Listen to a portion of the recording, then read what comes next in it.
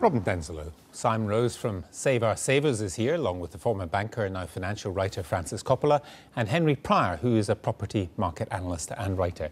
How tough are things for savers, do you think? They're appalling for the majority of savers. It's impossible to preserve the value of your capital anymore. We get savers every single day lamenting the fact that they've been putting money by perhaps for all their lives in the hope often that they can eke out their retirement, and they're having terrible trouble. But, I mean, it's not as if savers are being singled out. Anybody who is in a wage job is finding they're not keeping up with inflation either. No, that's true. Real wages are back to the level they were 10 years ago. Everybody's having trouble, but if you're on a fixed income, then it's even worse. What would happen if interest rates went up to make savers a little happier? What would happen to the housing market? Well, the housing market would understandably come under a great deal of pressure, and those who have arguably overextended themselves, been taken in by the government and by the powers that be, and who've encouraged them to go out and borrow money to invest, as they would see it, in property, would be left potentially, as many people have in Northern Ireland, for example, nursing considerable losses. They're still looking in the province at losses of 50% or thereabouts since the crash and the credit crunch of 2007-2008. What the political consequences of that for any government would be pretty horrendous, wouldn't it? It would be Armageddon, and that's why we can see, regardless of your own moral views as to whether the government is right or wrong to be doing this, the coalition are determined to put a floor under house prices and to make sure that house prices steadily increase, it would seem, up to and through the 2015 general election. Why does anybody save in this kind of market? I mean, you might as well spend it, I suppose. Well, I can understand that people might want to spend their money rather than save it. I think there are two different sorts of savings. There's the kind of savings that you put away for a rainy day to cover, the washing machine breaking down or something like that. And I don't think that most people would expect necessarily to get much return on that anyway. It is just simply a rainy day fund. We're really talking about long-term savings here, the kind of money that people put away for their retirements. And I think people have got used to having quite high returns on savings, high-ish returns on savings, because we've had a strongly growing economy. That's not the case anymore. And so savers are finding that the economy can't support the kind of income level that they've got used to. But successive governments always say savers are so wonderful, they're absolutely marvellous, it's great to have savers, we must rebalance the economy in favour of saving rather than consumption. They always say it. It doesn't actually happen, does it? It doesn't, I must admit, when, to be honest, in order to get a recovery, you actually need people to spend more, you need more economic activity. The benefit of saving, the value of saving to the economy, quite apart from helping people to prepare for their futures and so forth, to support themselves in their retirement, is also so that we can get some investment into the economy, into small businesses, into productive investment. That's really what we need capital for, but to do that, savers must be prepared to take some risk. Do you take that point? I mean, No, that's exactly for. The problem is we're undermining savings. Save Our Savers have calculated that so far since the crisis happened, savers have contributed £285 billion. They're that much worse off, which has gone really to prop up an ailing economy that they weren't responsible for. If we had 3 years more of interest rates at this level, then savers will have contributed nearly £500 billion, 4 times the government's annual deficit. But what do you make of the point we heard from Henry, which is if things were done to make you happy, it could possibly cause a housing crash? We've now got to the position, we got into this crisis because of debt. We've now continued to stay in debt.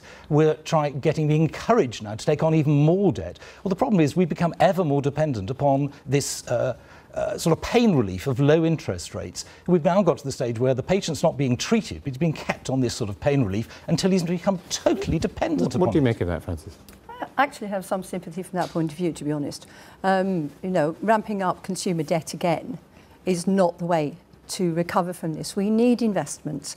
And yes, for that, we do need people to be putting money aside, putting money into the economy, investing in business and so forth. We need people to be doing that. Where does buy-to-let come in this? I mean, we've seen some people are attracted to it, but you can't just take a fairly modest amount of savings and buy another house. No, I mean, the big threat... Buy any house, frankly. The big threat, the big concern that all of us have is that we're taking people from being savers and turning them into speculators. Now, the housing market may have a reasonably rosy short-term view, and we expect house prices, particularly when stage 2 of the government's controversial Help to Buy scheme kicks in at Christmas time, when people will be able to borrow money to be able to buy houses up to £600,000 that are second-hand, not just new build houses, which is where the scheme works at present, that is going to add further stimulus to the already frothy housing market and will continue to drive up prices. That's what's attracting speculators or people who are looking at buy-to-let as an alternative to 0.5, 1%, 1.5% returns that they can get in the bank. And as you know, that's all great as long as it's great. And then one day it won't be. As long as the music keeps going, we're all happy. But at some point, the music will stop and somebody will have to pick up the pieces. All bubbles eventually burst. So what should savers do? You want the government to do something or the Bank of England to do something, but what are the alternatives for savers now? Well, any individual saver should make sure that at least they get the best possible savings rate. They're all terrible, but some are even worse than that. Some people find that, they took a bonus on account and it's gone and they haven't realised they're getting next to nothing. But unfortunately, if you want cash savings, if you don't want to go into speculation, then you are going to be losing money. But do you see the argument for going into speculation? I mean, do you think... I can see why it's happening. Savers are getting increasingly desperate. The problem is, the real reason is not just interest rates, but it's also, as you mentioned before, inflation. Everybody is losing the value of their money. The pound has depreciated in value a third over the last 10 years. Well, if this keeps going on, we're going to get to the stage at which people are going to understand that it's not worth hanging on to money at all, and then we start having really serious problems in the economy. I mean, what can savers do? It depends what they want to do. If they're saving for the long term, to my mind, money is not the thing to be investing in for the long term anyway. You need to be looking at financial assets and hard assets and things like that. I don't think myself that buy-to-let is a particularly good strategy for an investor who's iffy about risk, simply because we shouldn't forget, for example, in the crash in 2008, Bradford and Bingley actually failed because the bottom fell out of the buy-to-let market. It happened before and it can happen again. And I think this looks a little bit like an overheating bubble to me. So it needs some care, but people should not be expecting just to put large amounts of money in a bank account and leave it there by way of long-term savings. That's not a good use of bank accounts. It is interesting listening to the three of you that the human capacity to make the same mistakes over and over again seems to be fairly enormous, Absolutely, doesn't it? Yes. Is that how you see it? It's bad enough when we don't learn from history, but when the history is only 5 or 6 years old, it's getting really scary. There is no doubt that this particular government is intent on feeding the present house price inflation that we can see coming down over the next 3 to 5 years. All the commentators are talking about steady, if not reasonably spectacular, house price inflation. Investors, or speculators as they are, those looking at buy-to-let, are now looking at possible returns, not just of the yield, which in some parts of the country is actually very marginal. They're actually investing purely for capital gain. That's what they're hoping for. OK, we'll leave it there. Thank you all very much.